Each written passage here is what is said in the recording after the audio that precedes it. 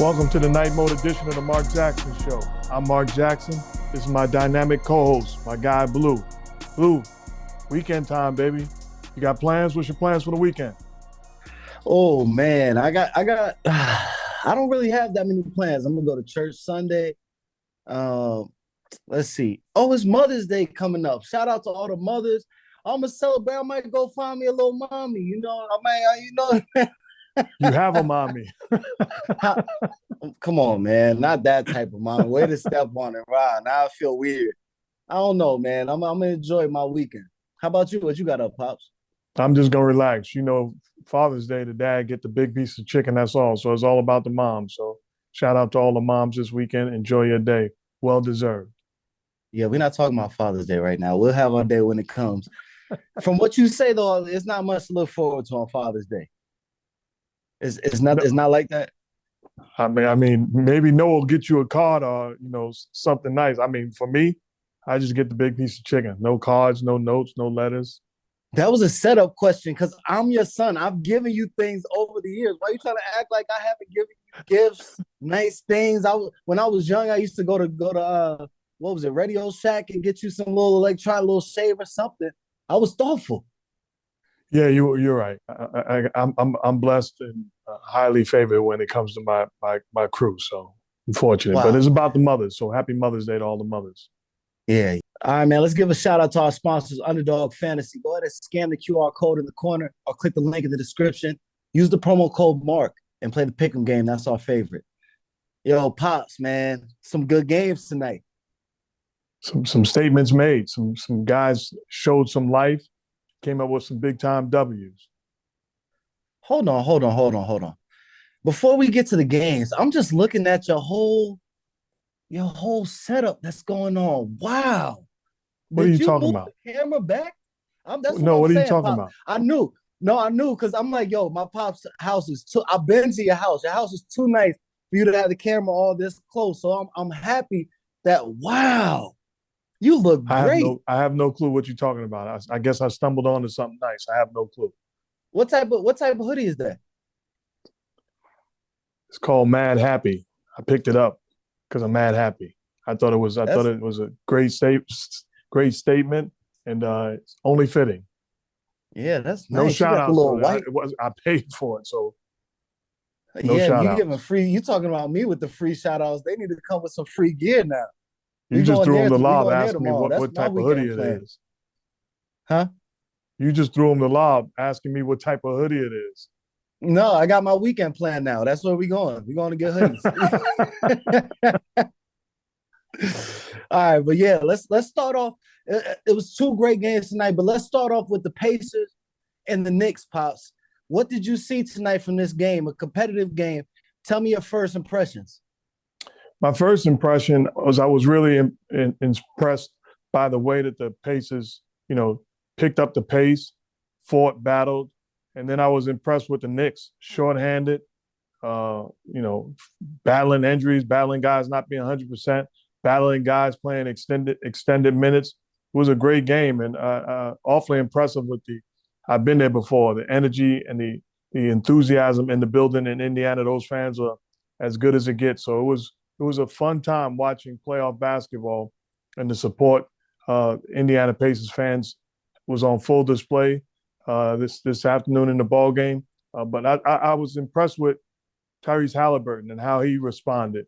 After a disappointing game 2, took his foot off the gas pedal, was a little tentative, was a little passive, came out with aggressive, scored 35 points, and I still believe he has another level to get to as far as I want him to go overboard with his aggressiveness, turning the corner in those pick and rolls. He can get downhill. Mitchell Robinson is not in uniform. He's not going to be in uniform. So Hartenstein's their real only rim protector. And Halliburton with that size and strength has the ability to get downhill and attack. He did a great job, and I'd like to see that for 48 minutes. Yeah, Pops. Your Pacers could have lost the game tonight. There was a lot of things that happened. What was the main difference that you saw tonight in their ability to come out with this win? They got fortunate. I thought Neesmith did an outstanding job defending Jalen Brunson. One thing I want him to do is stop allowing him to go left. I don't care who wins it. It's my Knicks and it's my Pacers. But as far as game plan discipline, when you allow Jalen Brunson to get to his left hand, is a recipe for disaster. And time and time again, you can stop the film and take a look at it, is where he's having his, highest level of success, getting to that left hand, getting the defense off rhythm, turning the corner for that left hand layup, getting that left hand as far as over the contested size and strength of Neesmith. Send him to his right. Don't send him to his right. Invite him to his right. Live with him going to his right, making a play. But I thought he played outstanding defense. They wore him down by picking him up full court, at times force him to get rid of the basketball early, put you in a better position to have a chance to defend him. He's an outstanding basketball player, playing with great rhythm and great confidence. But he got help. He got help in Game 3 in Indiana. Even Chinzo was special. Made big-time shots. Shots that you say, that's a bad shot. He was making them. Shooting with great confidence. Had the defense on his heels. It was bad discipline, not contesting shots, not being connected to his body.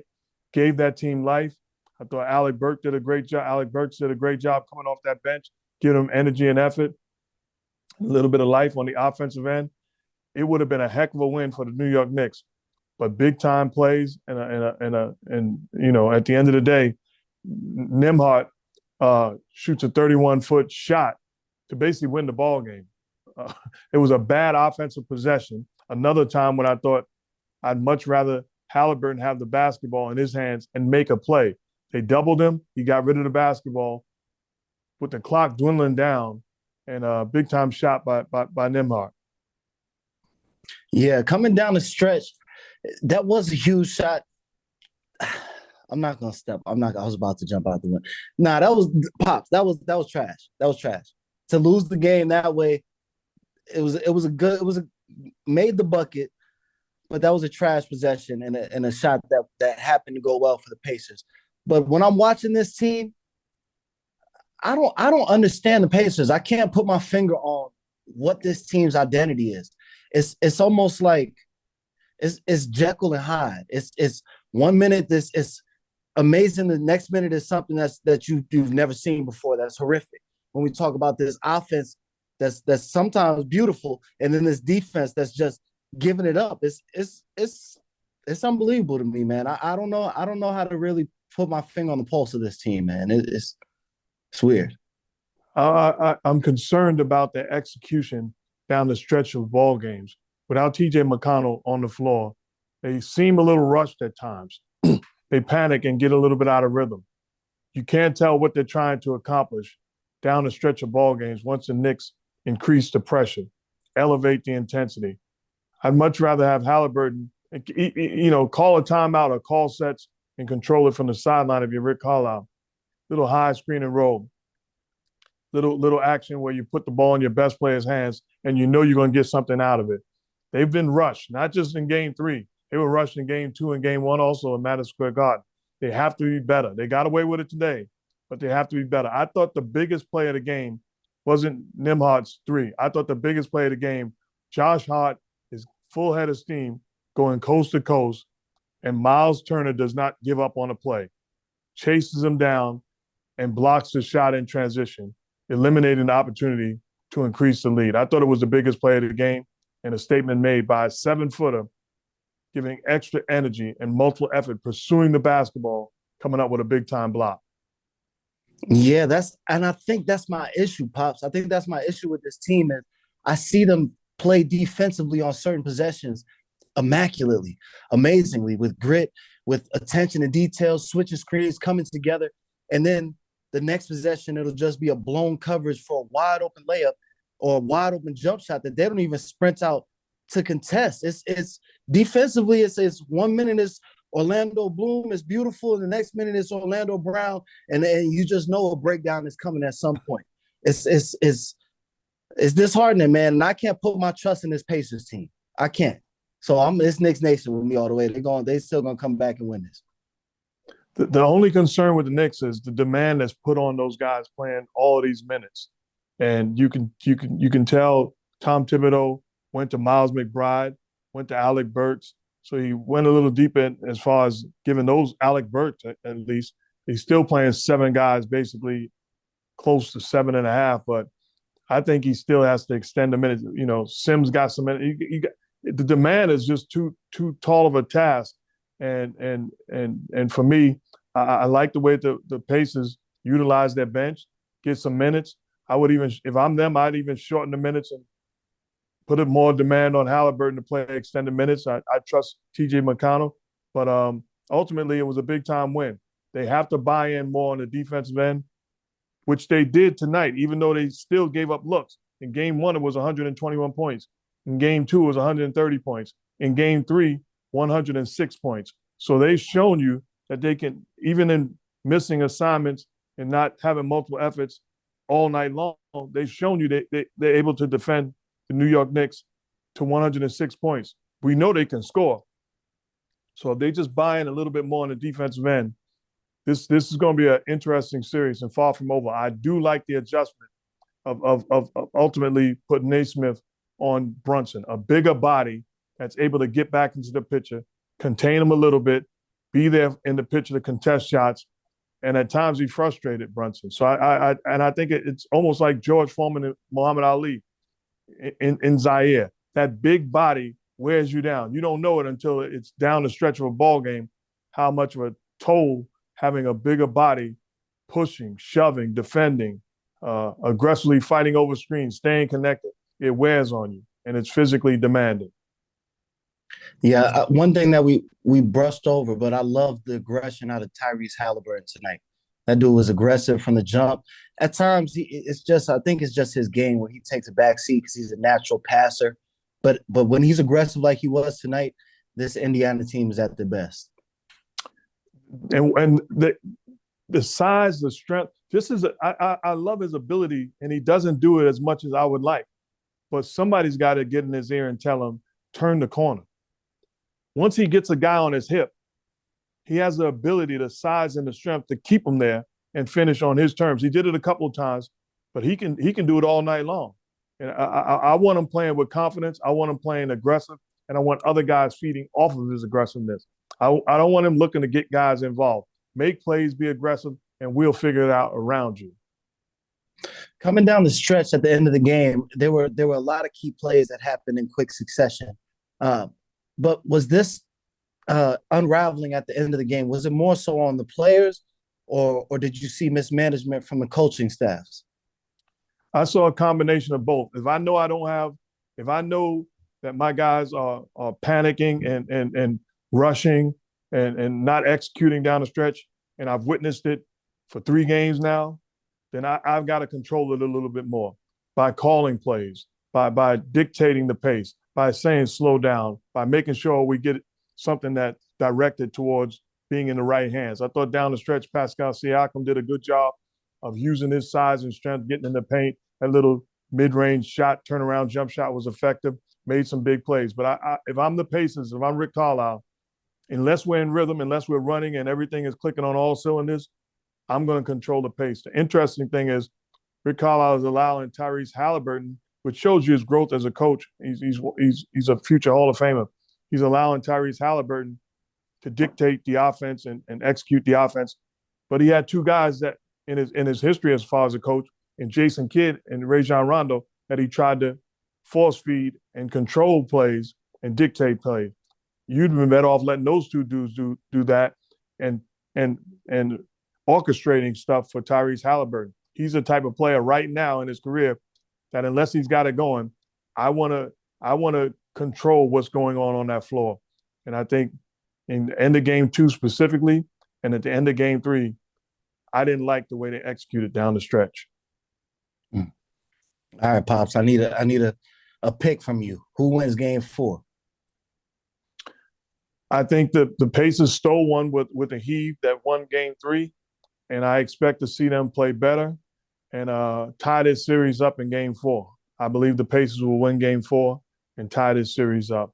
But one thing I can't underestimate, and I got to give credit, this Knicks team fights, they compete, they scratch, they claw, they gritty, they play with confidence, they believe in each other. They're fun to watch. They're absolutely fun to watch. All right, man, we had a big game tonight between the Timberwolves and the Nuggets. We saw the champions bounce back. Tell me, what did you see? I saw championship DNA. I saw a team that are the champs of last year respond and react to the doubts, to the naysayers, to a disappointing 2 games at home. They give them credit. They made the proper adjustments, and I thought the adjustments fit them well, and they responded. They responded defensively, and they responded offensively. At times, allowing Aaron Gordon to initiate offense and bring it up the floor to relieve the pressure from Jamal Murray and the Joker, and then at times letting Joker bring it up the floor, and then Murray. So they took turns and they executed. I like the way that they put the Joker in the middle of the floor where he sees the double team and he's able to read and react and make plays out of it. I like at times when they put him on the block. They put him on the block, he caught the basketball, no traffic around him, a cleared side, and he turns and he sees where the double team's coming from. So he picked them apart all night long. And Jamal Murray looked badgered, looked beaten, looked hobbled in games 1 and 2. He responded. A guy with an edge, fortunate enough that he wasn't suspended, he responded and thanked the league by making it 2-1. Aggressive Jamal Murray with bounce and swag and a motor coming off that screen and roll, getting to that mid-range shot. It was a spectacular performance by the Denver Nuggets, and the adjustments made put them in position to now see how the Minnesota Timberwolves will respond, because it's 2-1, game 4 on their own floor, but a spectacular job by the Nuggets. Yeah, Pops. I saw a whooping, a beat down, straight up beat down. A team that was underestimated in the Nuggets. I can't even just say it was the Timberwolves, because for these last couple of days, it felt like the world forgot that we were talking about a championship caliber team. And we've seen people doubt the Warriors like this and they come back and win. We've seen people doubt other teams like this. And I wouldn't be surprised if we got a 7-game series on our hand. And my Ant-Man Michael Jordan theory is being tested hard right now. And tonight wasn't an A+ for it. No, the thing is you can't overreact. And if they had some wired with Anthony Edwards, and he was on the bench saying, guys, this is a series, the first of 4. You want your best players to be able to have a voice and to show no panic and no frustration. Even though we gave one away, even though we didn't play up to par, it's a 7-game series, is the first of 4. So if you're Ant Edwards, the choir should still be saying Mike. Mike didn't sweep everybody. He faced adversity. This is when the pressure really shows and when you really respond. And I thought that the young Minnesota Timberwolves team, where we saw them in games 1 and 2, aggressive, picking up full court, harassing, frustrating the Denver Nuggets. I thought they showed up and thought that the Nuggets were going to just throw in the towel. This is a championship team with future Hall of Famers. They responded. Now the pressure's on you to respond and win game 4. Dad, can I get my credit? Credit? You said that like Jay-Z. For what? I need my credit. Who was the third one that showed up tonight that I said would be the key? Somebody was out there hitting step back jump shots to the left. Can I get some MTJ love? He's a heck of an offensive weapon. Thank you. Playing with confidence, took pressure off of Murray and Joker, was willing to take and make shots. That's why I disagree with the Minnesota Timberwolves double teaming the Joker. If I'm the Minnesota Timberwolves, I'm single coveraging him with Rudy Gober, with Karl Anthony Towns, with Naz Reid, and maybe at times I might throw him off balance by surprise double teaming him, but I'm not giving him a steady diet of double teams, because he's going to get his. But what the problem is, he's getting other guys going. And Michael Porter Jr. was able to get some wide open shots off of double teams. Aaron Gordon gets some shots. Aaron Gordon gets some lob dunks. Jamal Murray catches. KCP gets it going. It's a recipe for disaster to double team the Joker. But Michael Porter Jr. was exceptional. And I love the way he played with tremendous confidence and aggressive. And even Joker, in the post-game, I heard him in the post-game press conference talking about how the key is for them to play with pace. Get the basketball up the floor in less than 3 seconds. Now, he's being sarcastic, but he was telling you what they're trying to do. They want to play with a rhythm and a pace that creates open shots and doesn't allow the Minnesota Timberwolves to pressure them defensively. Yeah, I totally agree with you. When I watch, especially Nas Reed guard Jokic, if I'm the coaching staff, I want more of Nas Reed on Jokic because it seems like he has his number. Not that he can lock up Jokic, but it seems like he has it figured out on how to make it tough on him. And that's all that you can do with great scores sometimes. So I totally agree with you that I would stick to some more individual coverage and make Joker go get proof that you're gonna go get 50 on us, man. Go get 50, at least one game. Show it. And he might. which he, He might. which he has the ability to do, but his nature is making plays facilitating. His nature is not going to get 50, even though he can. His nature is getting guys involved. That's where his greatness is on full display. So was this strategy tonight of double teaming constantly and allowing these role players to get going? Was this the biggest issue that you saw for the Timberwolves, or was there something else that stood out? I didn't. I think the main thing is they didn't pick up full court and harass. The Denver Nuggets shot 54% from the field for the entire game. They got it done. They were too comfortable. If you allow this championship team to be comfortable, then they'll pick you apart. We've seen this movie before. The problem is you got to frustrate them, you got to harass them, you got to pick them up, make it grimy, make it gritty, make it tough.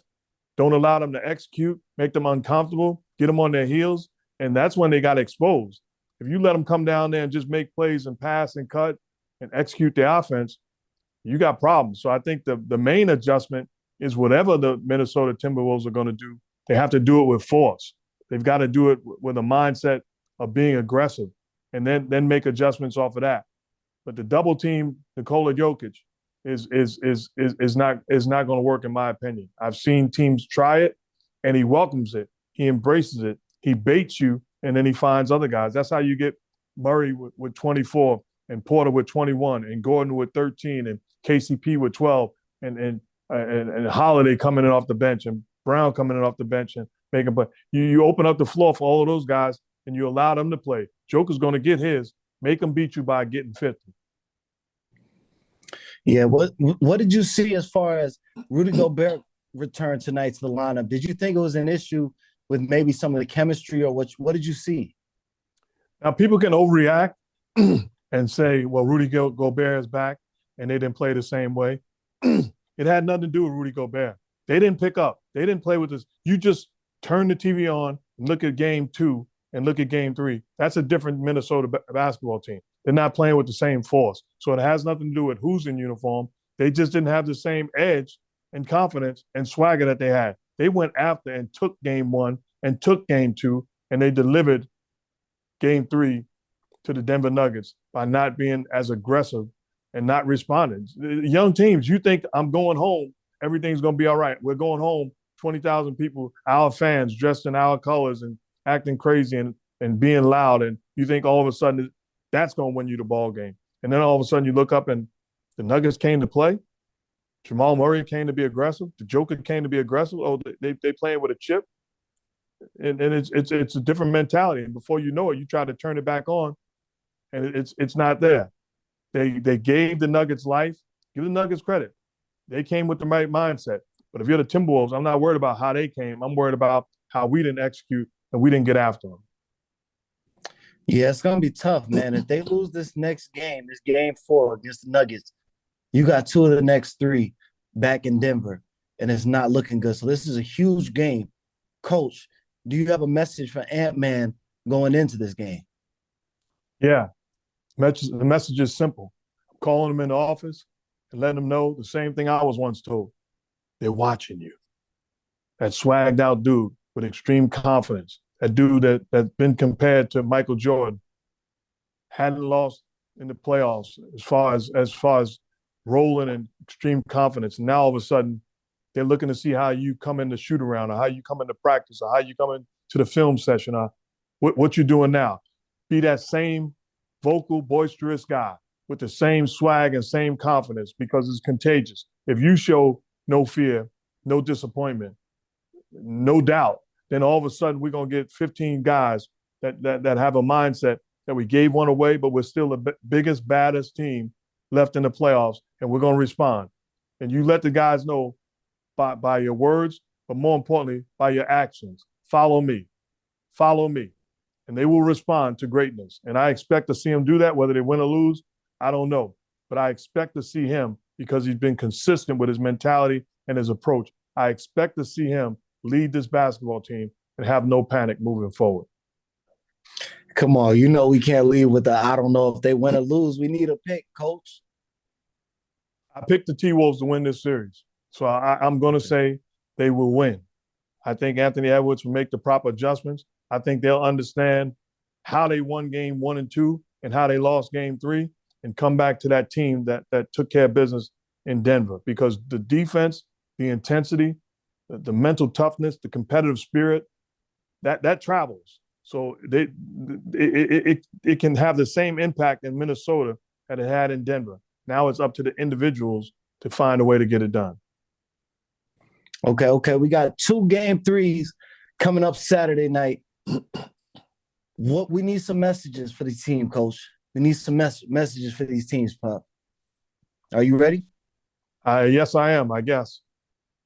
You guess. Come on, man. Yeah. I need better energy than that. You guess. Go ahead. Who you want me to talk to? All right. Yo, relax. Relax, Coach. Relax. All right, man. Now I got to reset the scene. I talked to 2 teams, not this year, last year, 2 college teams, the Notre Dame lacrosse team and the UConn men's basketball team. Both won national championships. So it takes the right message to be delivered to the right group, and great things can happen. So what do you want me to say? Who you want me to talk to? That's a word right there. You spitting. All right. So we need you to talk to the Oklahoma City Thunder. They need a message going ahead of this game in Dallas. Coach, what can they do to get this win? Be true to who we are, fellas. Some folks say we're inexperienced. Some folks say we're young. Guess what? I have no argument about that. We are inexperienced and we are young. But you know what else we are? We're the best team. We're the best team. Whether it's in Dallas or Oklahoma City, we're the best basketball team. We let go of the rope. We made mistakes. We put them in position to win a ball game. Now let's handle our business by keeping our foot on the gas pedal and taking care of business. I don't have nothing to say to you guys. We are the better team. I don't have to hype you up. I don't have to convince you of that. We know it. We proved it. Now let's be consistent and send these guys home. Okay. All right, a little easier situation now. I'm going to need you to go into the footsteps of the coach of the Boston Celtics and give them an encouraging word or message before that game, Coach. It's a make-or-miss league, fellas, and we missed shots. But for 82 nights during the course of the regular season, we was the best team in basketball, by far. I'm believing that we will make shots, but it wasn't about our missed shots while we lost the last ball game. We were not the same defensive team that we've been all season long. Let's get back to that defensive team where we impose our will on them and expose them. Expose them individually and expose them collectively. When we do that, I promise you, at the end of the year, we'll be wearing the jewelry. We'll win it all. But the first things first, let's get back to who we are. Let's compete at a high level. Let's defend at a high level. Let's be the hardest working team in show business. Let's get this series back on track. There we go. Okay. I like that one. All right, you know what time it is, Pops. We need to know who's the winner of the Mama There Goes That Man award. It was options again. And I'm concerned about the Do the Right Thing award in case I get it wrong. But tonight, the award goes to a guy that team was on the ropes, and he responded. Tyrese Halliburton, 35 points, 4 rebounds, 7 assists, big-time play, big-time energy, big-time effort. Just made a statement. He's a spectacular player who people were questioning, not just about his greatness, but why is he on Team USA and Jalen Brunson isn't? Legitimate case. But he answered emphatically. Tonight's award goes to Tyrese Halliburton. Mama, there goes that man. All right. Tyrese Halliburton, first time Mama That Goes That Man Award winner. Ah, Pops. You I'm just doing with this you, just because. huh? What you want? No, because I'm still figuring out the parameters of the Do the Right Thing Award. So technically, it could be somebody that won the Mama That Goes That Man Award, but it's somebody else that we can't just gloss over. So somebody is the winner of the Do the Right Thing Award tonight. He carried Who his is that? whole crew, the whole team on his back. Legendary performance. I don't even think people realize how legendary this performance was tonight. The winner is none other than legendary Mike Breen. Give it up for Mike Breen. Mike Breen was cooking tonight. He was cooking. Nah, he said Dante's Inferno is lit in here. That was off the top, or did he have that in the back pocket? Dante's Inferno is lit in Indiana. That was crazy. Nah, that's the winner tonight. Legendary call. We heard some bangs. We heard everything tonight. So that's my winner. What did you hear? Huh? What did you hear? Bang! I just scared somebody just now. I scared somebody. I am truly okay with you giving the first annual Do the Right Thing award to the legend, Mike Breen. The legend. Very deserving. Now, all those aside, I was listening. I'm watching the game. I'm like, this dude is spitting. I'm like, hold on, this is he was in rare form tonight. He was on point. I'm going to have to call him tomorrow and get to the bottom whether he had that written down or that was off the top. I got to get to the bottom of that. So we will know that answer tomorrow. How do you come to the arena expecting for Dante to cook like that? Like, was I thinking of that last night? That's tough. Well, he has an advantage though because he's the Knick announcer. So he may have used it before, or maybe he's been sitting on it as far as waiting to utilize it. But either way, it was greatness at its best. That sounds like hate to me, Pop. Stop. No, I said it was greatness at its best. Stop. That was off the top. Wait until you talk to him before you start throwing salt in the game. You know his reasons. He might have said it before. I don't need to hear all that. That doesn't take away from the greatness. I've used lines that I've just been waiting and anticipating for the moment. That's true. No, that was good. All right, man. I'm sure he's going to appreciate winning that award. That's for sure. What'd you say? I'm sure he's going to appreciate winning that award. Oh yeah, that's big time. That's the first. Did you say annual? Did you say? Yes, I did. Only one a year. No. Go ahead, man. All right, man. So let's give a shout out to our sponsors, Underdog Fantasy. Go ahead and scan the QR code or click the link in the description and play the pick'em game. That's our favorite. Oh yeah, don't forget to like and comment, man. Subscribe. Show us some love. We listening. That's a wrap for this episode of Night Mode, the Mark Jackson Show. I'm Mark Jackson. That's my guy, Blue. We thank you for your love and support. Remember, I've been told I've been pretty good at inspiring and motivating. But I got to give credit because at the end of the day, you got to find a group of people that's driven, that wants it, that wants to fight, and wants to compete. Old Bishop said to me, doesn't matter how good you can cook, you can't cook for a person that's not hungry. You got to want it. You have to want it. Blessings.